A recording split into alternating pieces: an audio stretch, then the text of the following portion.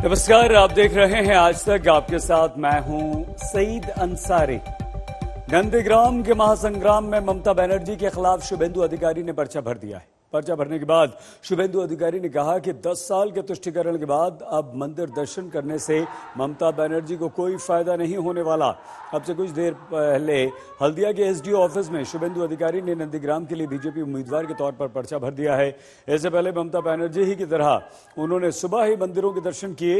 नामांकन से पहले हल्दिया में सभा की, जबरदस्त रोड शो के बाद अपना नॉमिनेशन किया। उसके बाद जनसभा में स्मृति ईरानी ने जय श्री राम की हुंकार भरी। श्री राम, जय श्री राम, जय जय श्री राम।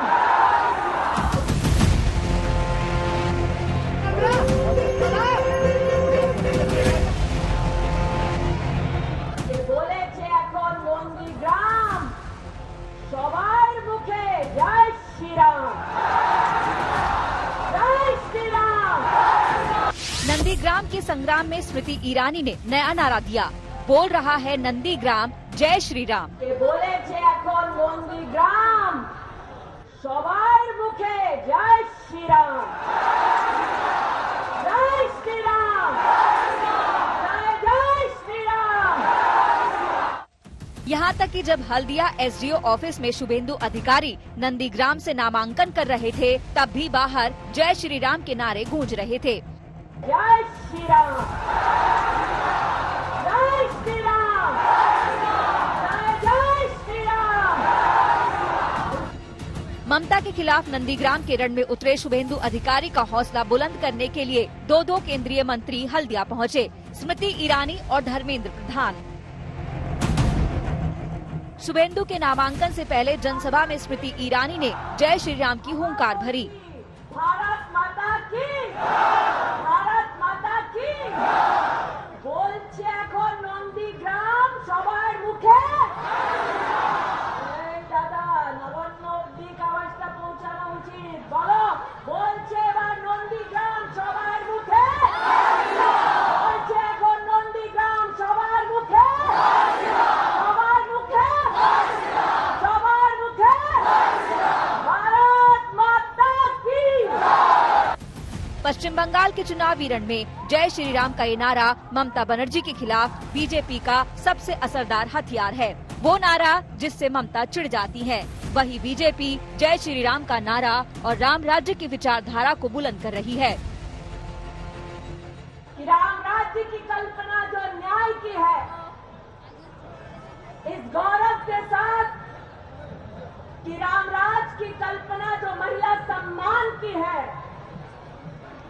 इस संकल्प के साथ कि राम राज्य की कल्पना हर व्यक्ति तक विकास पहुंचाने की है, एक बार फिर एक स्वर में हम बोले, मां भारती के चरणों में शीश झुकाकर भारत माता की। जनसभा के बाद शुभेंदु अधिकारी 2 केंद्रीय मंत्रियों के साथ नामांकन दाखिल करने निकले। स्मृति ईरानी और धर्मेंद्र प्रधान के साथ बीजेपी समर्थकों का जबरदस्त हुजूम था। लेकिन एसडीओ ऑफिस के पास सभी को रोक दिया गया। नियम के मुताबिक बतौर उम्मीदवार शुभेंदु अधिकारी को ही नामांकन के लिए जाने दिया गया। शुभेंदु अधिकारी ने नंदीग्राम से अपना पर्चा भरा। ऐसा कहा जा रहा था कि नामांकन से पहले बीजेपी में शामिल हुए मिथुन चक्रवर्ती और केंद्रीय मंत्री बाबुल सुप्रियो भी मौजूद रहेंगे। हालांकि ऐसा नहीं हुआ, लेकिन शुभेंदु ने बुलंद हौसले का परिचय दिया। जनसभा में उन्होंने एक बार फिर ममता को हराने का ऐलान किया। নন্দীগ্রামে দাঁড়িয়েছেন, নমিনেশন ফাইল করেছেন, হারাবো চিন্তার কোনো কারণ নেই, আপনারা একদম নিশ্চিত থাকেন। शुभेंदु के नामांकन के दौरान एक दिलचस्प तस्वीर नजर आई। बीजेपी कार्यकर्ता बाहर फुटबॉल खेलते दिखे।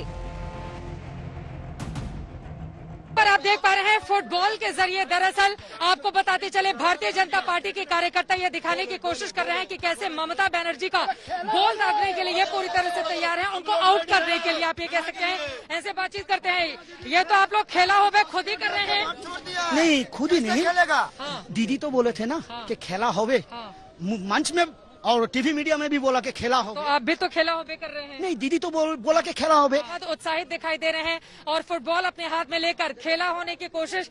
अब इस फुटबॉल के जरिए कार्यकर्ता कितनी बड़ी चुनौती टीएमसी को दे पाएंगे, देखना महत्वपूर्ण होगा। ममता बनर्जी ने खेला होबे का नारा दिया है। बीजेपी इसका विरोध भी करती है, लेकिन चुनावी खेल में वो पीछे नहीं रहना चाहती। सूर्याग्नि रॉय, इंद्रजीत कुंडू और अनुपम मिश्र के साथ चित्रा त्रिपाठी, हल्दिया, आज तक। नामांकन करने के बाद शुभेंदु अधिकारी का दावा है कि मंदिर मंदिर जाने से ममता बनर्जी को कोई फायदा नहीं होने वाला। उन्होंने ममता की चंडी पाठ पर एक बार फिर से जमकर निशाना साधा।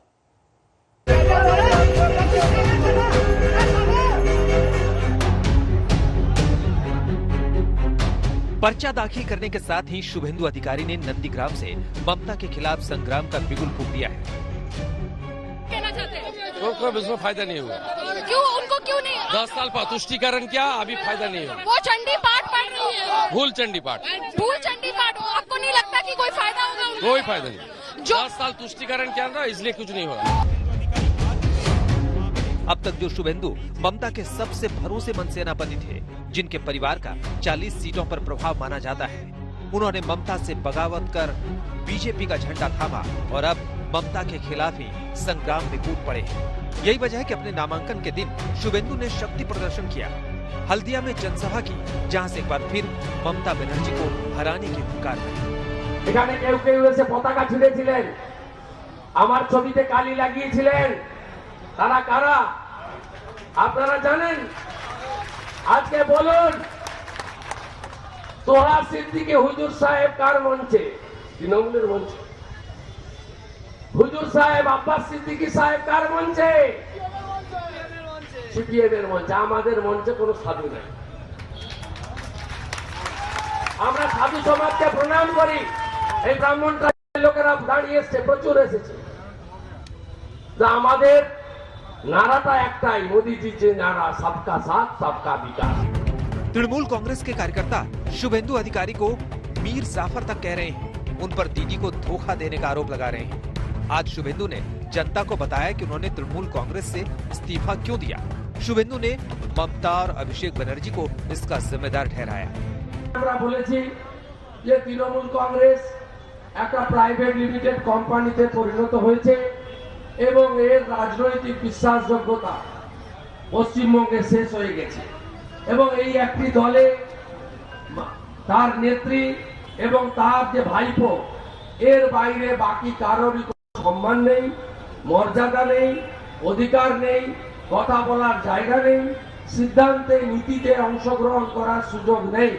অর্থাৎ বাকি সবাই ল্যাম্পপোস্ট এবং এই জায়গা থেকে বাংলাকে उद्धार करार लक्ष्य निये आमरा नेमेछि। शुभेंदु अधिकारी ने ममता बनर्जी को 50,000 वोटों से हराने का ऐलान बहुत पहले ही कर दिया था, लेकिन ममता के चुनाव में उतरने और चोटिल होने के बाद हालात बदलते नजर आए। हालांकि शुभेंदु अधिकारी अपनी जीत को लेकर आश्वस्त है। ममता की तर्ज पर भले ही वो मंदिर मंदिर जा रहे हैं, लेकिन ममता की चोट और उनके मंदिर मंदिर जाने पर कोई टिप्पणी नहीं कर रही। नंदीग्राम जीतने वाले हैं आप। आज यहाँ का क्या कार्यक्रम है आपका? शुभेंदु दा ममता बनर्जी यहाँ पर मंदिर मंदिर घूम रही है, उस पर आप कुछ कहना चाहेंगे? हिंदू वोटरों को क्या पोलराइज करने की कोशिश की जा रही है? अभी आप कुछ नहीं। विकास की नाम पर चुनाव होगा। आप भी यहाँ पर यज्ञ और हवन पूजन करने आए हैं? आप भी यहाँ पर यज्ञ? मेरा मंदिर है। ये आपका मंदिर है। नंदीग्राम किसका होगा? नंदीग्राम किसका होगा? दीदी को चोट लगा, दीदी बोला कि लोगों ने हमला किया, आपको लगता है ये बात? छोड़ी शुभेंदु जानते हैं कि ममता से कुछ मुद्दों को लेकर लोगों की नाराजगी हो सकती है, लेकिन उनसे सहानुभूति भी है। ऐसे में वो ममता के खिलाफ कुछ भी बोलने से बच रहे हैं। वहीं उनका हौसला बढ़ाने पहुंचे केंद्रीय मंत्री धर्मेंद्र प्रधान ने दावा किया कि ममता चाहे जो कुछ कर ले, बंगाल में परिवर्तन होकर रहेगा। पीएम जो कहते हैं ना कि आशोल परिवर्तन होगा यहाँ पर, उसका माहौल नजर आ रहा है? बिल्कुल, मैं कई बार इन दिनों में बंगाल के विभिन्न इलाका में गया हूं, विशेष करके मिदनापुर इलाका में। ये उड़ीसा की निकटस्थ इलाका है और मैं यहाँ हमारी रिफाइनरी भी है। पिछले महीना यहाँ माननीय प्रधानमंत्री जी का बड़ा भव्य प्रोग्राम भी हुआ था, मैं तब कुछ दिन रहा था। हमें कोई संदेह नहीं है, जब मई महीने में बंगाल की नतीजा आएगा, ये अप्रत्याशित होगा, असल परिवर्तन की प्रतिफलन होगा। बंगाल को सोनार बंगाल बनाने के लिए बंगाल की जनता के मन में आ गई है।